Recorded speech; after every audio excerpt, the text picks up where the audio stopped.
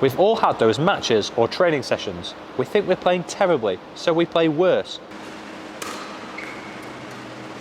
We think our partner is having a bad day, so they have an even worse day.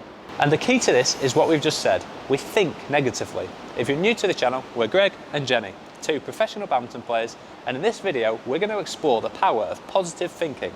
And whilst we'll relate to badminton examples throughout, these concepts apply to all areas of your life, so are very relevant for everyone. In one of our all-time favourite books, The Art of Being Brilliant, the key concept is that of being a two-percenter, rather than being fine, or even worse, a mood hoover. It suggests that most people are stuck in the lower half of this diagram. These people are just fine most of the time, and their mood depends on what happens during the day. Right at the bottom of the diagram are the mood hoovers, someone who has a problem for every solution. Unfortunately, everyone knows a few mood hoovers. Just being around them for a few minutes can bring your energy down and you find yourself starting to complain more too. In contrast, at the top of the diagram, we have the two-percenters. A two-percenter is consistently upbeat, positive, solution-focused, energetic, and has a can-do attitude. So being a two-percenter sounds great, but how do we get through that "this is rubbish, I'm terrible at badminton" mood hoover zone, through that "it was an okay match, fine" zone, and become a two-percenter? Well, in this video, we're going to go through 6 methods you can use to become a two-percenter and improve your badminton mentality. Number 1, choose to be positive. Being positive isn't easy, but it has so many benefits, especially in badminton. For example, positive thinking has shown that athletes who normally get really nervous and anxious before a match, with butterflies in their stomach, can see these characteristics as helpful for their performance and not a hindrance. A common method to help avoid nerves before a match is visualization, and this uses positive thinking. This strategy is something that we've both used a lot before, but how we use it is probably a whole video in itself. Another example is that positive thinking leads to improved self-confidence, and this is really important in a sporting context, helping to improve skill execution and overall performance. For example, in our doubles net shot video, Olympic medalist Chris Langridge said that you've got to believe you can play a tight net. You've got to believe that you can play a tight net. 3, 4. Number 2, play to your strengths. This is important in general life, but even more important on the badminton court. You have a better chance of winning more points if you're playing to your strengths. For example, if your attack from your forehand corner is amazing, then you should try to set this up as much as possible. And as we've just said, you have a better chance of doing something well if you're really confident in doing it. Of course, we can't just ignore our weaknesses. We should always try and work on them if they're holding us back. But in general, successful people play to their strengths. And if we only ever try and improve our weaknesses so that they're no longer glaringly obvious, then we become subject to the curse of mediocrity. This is where we become average at everything with no obvious weaknesses, but not great at anything to enable us to stand out or succeed. This is so important that we regularly have super strength sessions where we focus on further improving our current strengths on court. Mine is focused around controlling the mid-court, and I love working on this, both to improve this strength of mine and also give me the confidence to keep this area sharp, especially going into a tournament. And this actually links nicely with a previous point of choosing to be positive and deriving confidence from yourself. Number 3, take personal responsibility. It's often said that 10% of life is made up of what happens to you, and the other 90% is decided by how you react to the 10%. This is where we must strive to be two-percenters and react differently to those in the lower end of the diagram.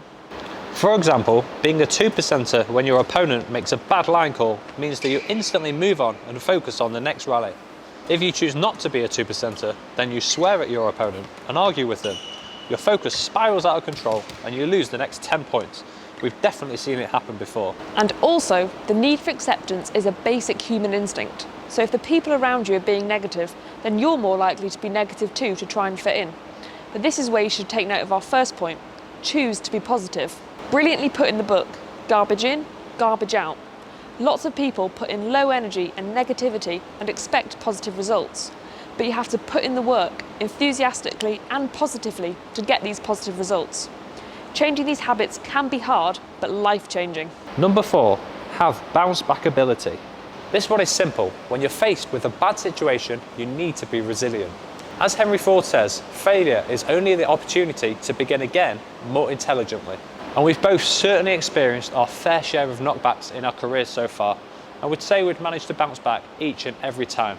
And there's probably two ways of looking at this. Firstly, we would say that losing is always the opportunity to learn, no matter how hard it is at the time. And secondly, we found that these setbacks actually spur us on and provide us even more incentive to succeed. And we believe this bounce back ability is a key characteristic you need in order to become successful in any sport. Number 5, understand your impact.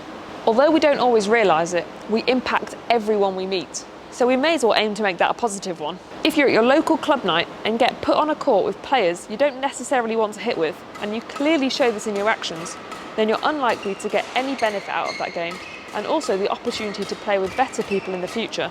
Yes, there will come a point where you politely ask to hit with some different people, but you'll be surprised at how much you can still work on your game no matter who you're playing with. Ask yourself 2 key questions. Number 1, how can I create a feel-good factor in people around me? And number 2, how can I inspire these people? If you get this right, not only will you benefit yourself, but you'll impact those around you and ultimately create a better environment. Number 6, set huge goals. We hear so many people say that they don't want to set their goals and ambitions too high, as they'll be disappointed if they don't achieve them. But this leads to aiming for averageness, and you'll never be fulfilled with this. An example might be that you have a huge goal to represent your country at a major event, but you don't want to be disappointed, so you only set your goal to represent your club. But here, you'll probably be disappointed anyway, because you'll always wonder what you could have achieved. The book talks about how you can often achieve a lot more by setting a huge goal, and often actually achieve this huge goal no matter how ambitious it is. This is something we both experience in our playing careers and our YouTube channel. You just have to set that goal, take the steps to achieve it, and then go for it.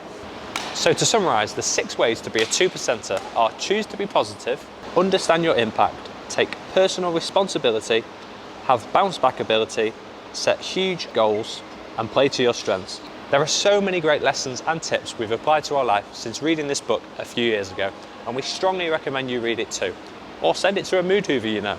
Anyway, we'll include a link for you in the description below if you want to check it out. No, I didn't like that. No, I didn't like that one either. Ready? I'd say seriously. Something. Relevant for everyone, so it's a must watch. Net shot video, Olympic Christmas medalist. Careers so far. And we'd say that we've managed to bounce back. I would say we've managed to bounce back. Oh my!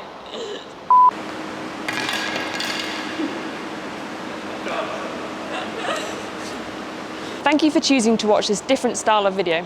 The mental side of the game is so important, so we have to talk about it and we'll continue to do so.